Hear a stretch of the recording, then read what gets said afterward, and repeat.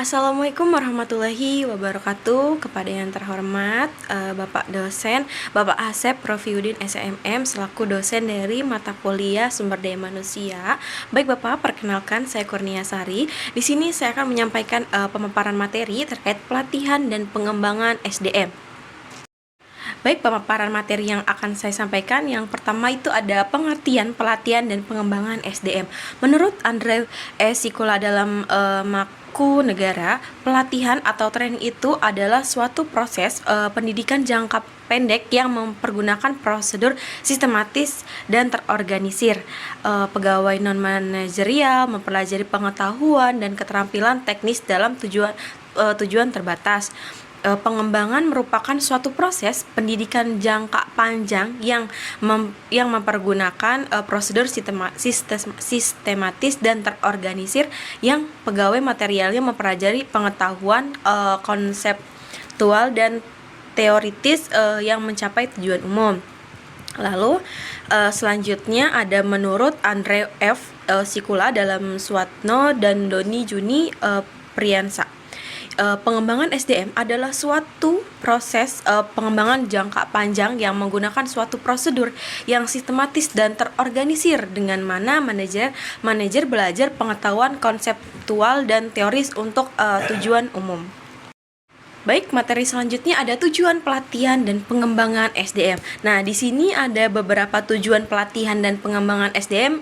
Yang pertama ada peningkatan produktivitas kerja, dan yang kedua ada efisiensi, yang ketiga ada menekan tingkat kecelakaan karyawan dalam menjalankan pekerjaannya, yang keempat tentunya ada pelayanan yang lebih baik, yang kelima ada moral karyawan akan lebih baik, yang keenam ada menunjang karir, yang ketujuh ada pendukung kepemimpinan, yang kedelapan bertambahnya kompensasi, yang kesembilan meningkatnya fleksibilitas dari angkatan kerja, yang kesepuluh ada meningkatkan komitmen karyawan, yang 11 ada mengurangi turnover dan absensi. Baik, mungkin dari beberapa hal yang tadi sudah saya sebutkan itu akan membangun tujuan dari pengembangan dan pelatihan mengenai SDM.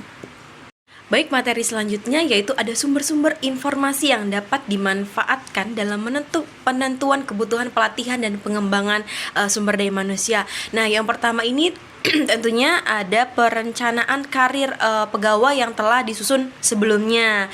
Yang kedua ada daftar penilaian pelaksanaan pekerjaan. Yang ketiga ada catatan tentang produksi. Yang keempat ada berbagai laporan keluhan keselamatan kerja dan data statistika. Yang kelima ada data mutasi dari pegawai, dan yang terakhir yang keenam itu ada hasil tes dari interview. Oke, materi selanjutnya ada pelatihan dan pengembangan sumber daya yang efektif. Nah, bagaimana sih untuk menentukan agar sumber daya manusia ini efektif? Nah, yang pertama itu ada ciri-ciri pelaksanaan program pelatihan SDM yang efektif. Nah, yang kedua ini ada strategi pelatihan yang efektif. Nah, bagaimana sih strategi agar sumber daya manusia ini lebih efektif gitu kan? Yang ketiga ada langkah-langkah program pengembangan pelatihan yang efektif juga, dan yang keempat ada prinsip-prinsip dalam pengembangan SDM yang efektif, serta yang terakhir itu ada tolak ukur keberhasilan program pelatihan dan pengembangan pengembangan SDM yang efektif. Jadi bagaimana sih tolak ukur dari pengembangan sumber daya manusia yang efektif dan baik ini? Baik, selanjutnya ada bentuk-bentuk pengembangan dari sumber daya manusia. Nah, pengembangan secara informal dan pengembangan secara formal menurut Hasibuan 2008 halaman 72.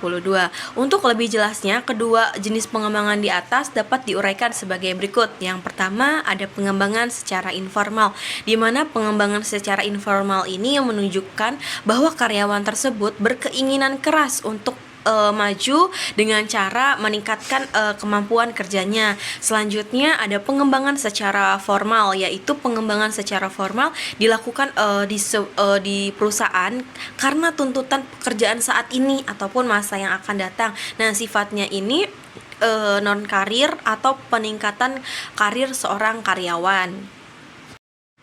Baik, selanjutnya ada pentingnya pengembangan dari sumber daya manusia. Pengembangan SDM sangat penting bagi perkembangan organisasi karena meningkatkan keterampilan, pengetahuan, dan juga kompetensi karyawan yang secara langsung berkontribusi terhadap produktivitasnya dan efektivitas kerja perusahaan dapat menjadi lebih kompetitif dan adaptif dengan memanfaatkan SDM yang berkelanjutan untuk beradaptasi terhadap perubahan teknologi dan dinamika pasar.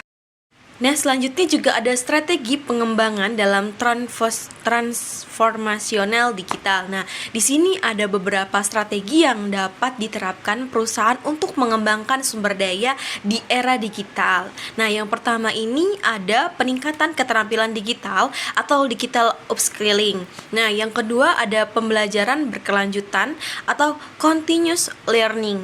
Nah, yang ketiga ada pengembangan kepemimpinan digital. Yang keempat ada fleksibilitas dalam pengelolaan tenaga kerja transformasi.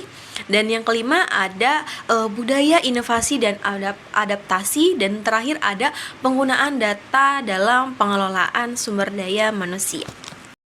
Baik, materi selanjutnya ada analisis kebutuhan dari sumber daya manusia. Analisis kebutuhan pengembangan sumber daya manusia adalah proses untuk mengidentifikasi area di mana karyawan perlu meningkatkan keterampilan, pengetahuan, dan kompetensi agar lebih efektif dalam perannya dan mendukung tujuan dari organisasi. Nah, secara keseluruhannya itu analisis kebutuhan pengembangan sumber daya manusia membantu organisasi membuat program pengembangan yang tepat sasaran, meningkatkan efektivitas karyawan dan memastikan bahwa tenaga kerja tetap relevan dan kompetitif dalam menghadapi perubahan industri.